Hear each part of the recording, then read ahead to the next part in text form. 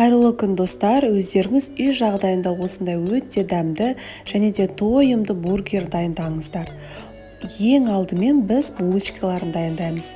Жылы су, жылы сүтімізге қантымызды салып, тұзымызды салып, жақсылап араластырамыз. Содан соң 2 жұмыртқа салып араластырып, үстіне сұйық майды құямыз. Дрожжымызды салып, ергенше араластырамыз. Одан соң ұнымызды аз-аз мөлшерден салып отырамыз.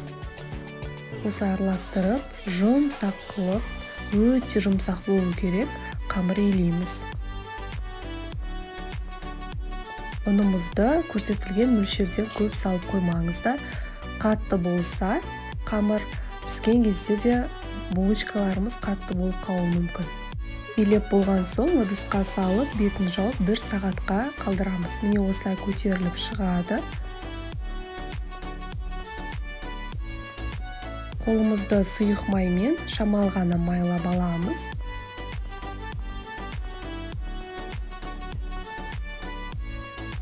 Видеода көрсетілгендей кішкене бөліктерге бөліп шығамыз. Жақсылап қолмен әдемі осындай дөңгелек шарикке жасап формаға келтіреміз. Пергамент немесе фольга қағазының үстіне салып, үстін пищевой пакет немесе майлықпен жауып жарты сағатқа қалдырамыз. Міне осылай шамалы көтеріліп шығады. Жұмыртқаның сарысын бетіне жағып шығамыз. Үстінен күнжітті сеуеміз. Күнжітті барынша молырақ сепкендеріңіз дұрыс. Қызып тұрған пеште 180 градуста 20-25 минут пісіріп аламыз. Дайын болды. Өте жұмсақ болып шығады. Енді біз котлетін пісіреміз. Ол үшін бізге фарш, терканың ең ұсақ жерінен өткізілген сәбіз бен пияз және де булка нанды үгітеміз. 1 жұмыртқа қосып, дәміне қарай тұз және де бұрышты қосамыз.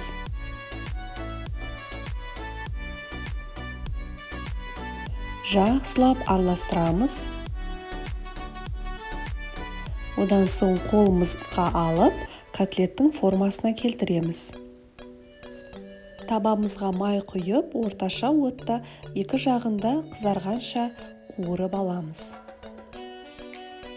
Астын қатты қоймау керек, өйткені котлеті күйіп кетуі мүмкін. Сол үшін орташа отта 2 жағында қызарғанша қуырып аламыз. Міне осылай болып шығады.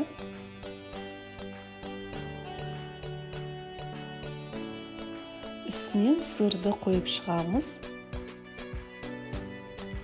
Сырды бөлек салсаңыздар да өз еркіктеріңіз. Мен осылай жасаймын деп шештім. Майымызды бөлек ыдысқа құйып, сковородкемізді жумаймыз.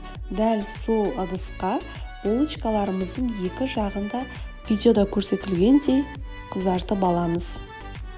Міне осылай болып шығады.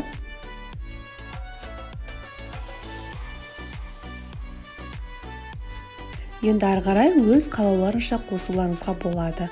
Мен кетчуп пен майонез, салатное листья, котлеты мен сыр, помидор, огурцы, кетчуп, майонез, салатное листья қосып дайындадым. Міндетті түрде дайындап көріңіздер. Өте дәмді, өте тойымды болып шығады. Менің каналыма жазылуды ұмытпаңыздар. Сіздермен Арайдың асханасы ас болсын.